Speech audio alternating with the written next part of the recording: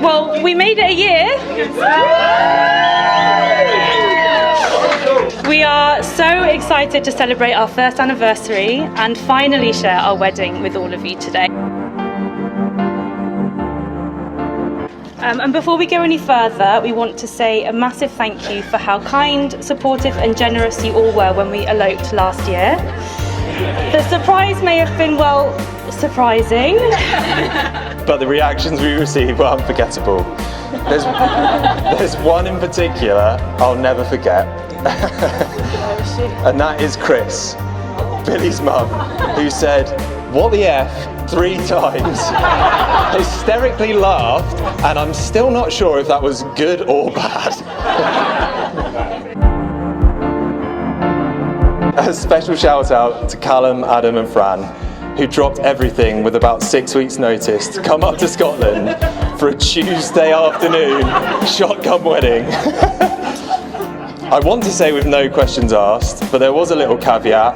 If you change your mind in the week leading up to it, we won't mind. I won't forget that, thank you.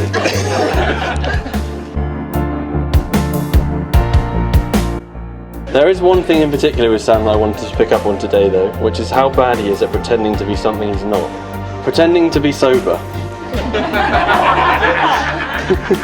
Pretending to be a lad. Pretending he doesn't care about his work. Pretending he didn't want to get a dog.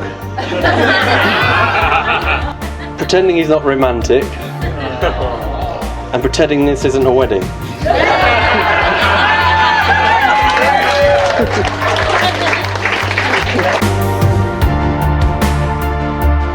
Let's not forget the way in which you and Sam actually got married. Again, with true authenticity to selves, you got married whilst on holiday in Scotland, breaking tradition in a cost-effective and time-saving manner. As you can see, Dad was thrilled.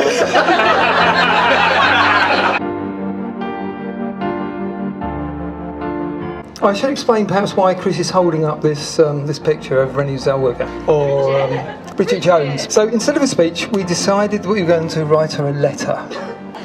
Bridge, as she's known to her closest friends and hangers-on, is the film and soundtrack to Billie's early life. Sam is a gifted professional cyclist who draws pictures of houses in his spare time. What a gripping life you do lead.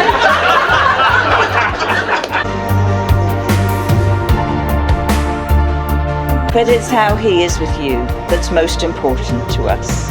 So far from being an alcoholic, misogynist, workaholic, megalomaniac, emotional lampshade, or pervert, Sam makes you happy. And that's clear for us to see. He is the love of your life, the Mr. Right you were waiting to meet.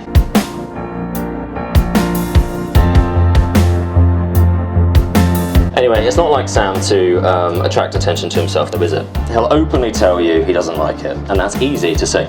Which is why Sam would never attempt a 12-hour dragon bike ride over 300 kilometres, or a full triathlon without any training and almost drown. And he absolutely will not attempt to complete an ultra-marathon in 35 degrees heat, be sick, pass out, be rescued by Merrick and be beaten by his stepmom.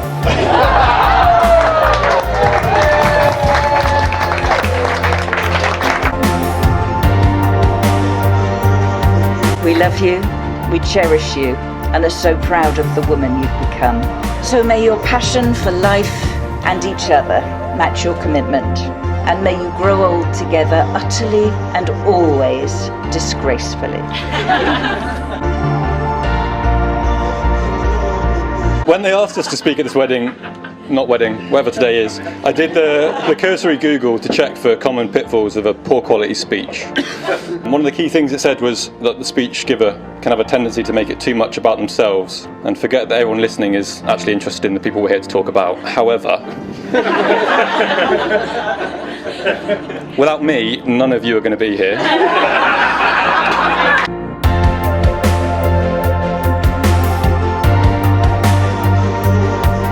Unfortunately, Billie and Sam are both intelligent people, and perhaps why they asked me to accompany Tom this evening. To keep things on the straight and narrow and avoid him indulging himself too much on their wedding, not wedding day. I can tell you all about how great a brother Sam really is, and I promise this is not all sarcasm. Kind, caring, generous, funny, I have always looked up to Sam. He's pushed me my entire life to be better because he has set such a high standard along the way. I'm certain without Sam I wouldn't be who I am today, for better or worse, and I really couldn't have asked for a better twin. But the person who lucked out the most in this room, I am sure we would all agree, is also Sam. Although you were a decent guy before you met Billie, Billie has made you even more so now. The absolute boss of your household, even Maggie, she certainly puts you in your place.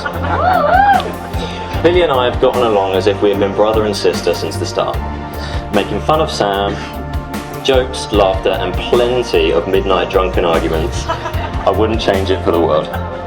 Billie, you light up every room, and I'm honoured to be able to call you not only a sister, but also a good friend.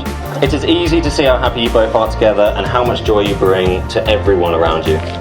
I wish you a life of happiness together, as you certainly bring it to mine. So if I can ask you all, please, to raise your glasses to my brother and sister, to Sam and Billie.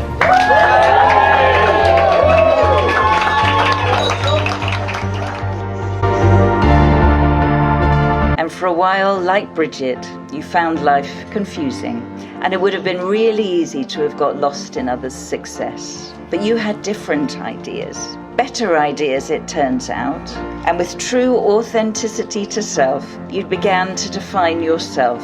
Some might say quiet resistance, some might say passive aggression. But you stalwartly waited for the rest of us to catch up with you. Getting to know you, Sam, has been a real pleasure, and so is meeting your remarkable family. He is an absolute credit to you all.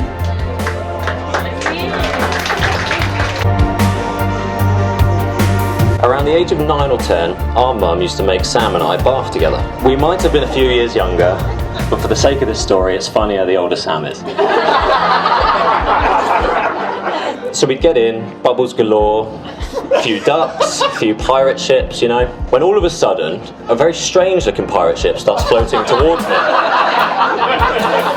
It's getting closer and closer until I realise, scream at the top of my lungs, immediately jump out the bath, while Sam bursts into hysterical laughter.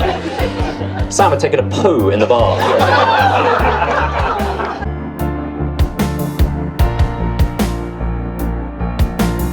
Well, we've all managed to now see through all of Sam's pretending. We've uncovered that at the heart of this very tall man is an absolute softie. Billie, you're the best person for drawing this out of him, and together you and Sam have cultivated such a beautiful friendship. As neighbours to Grace, myself, and more recently our daughter Indigo, we've really lent on Sam and Billie this year. You've forever been the biggest supporters of everyone around you, always there for others to call on, and always there to make the day a bit brighter. But today, as uncomfortable as it might make them, this is about the support we can all offer them in return. And let's raise a toast and the roof for Billie and Sam.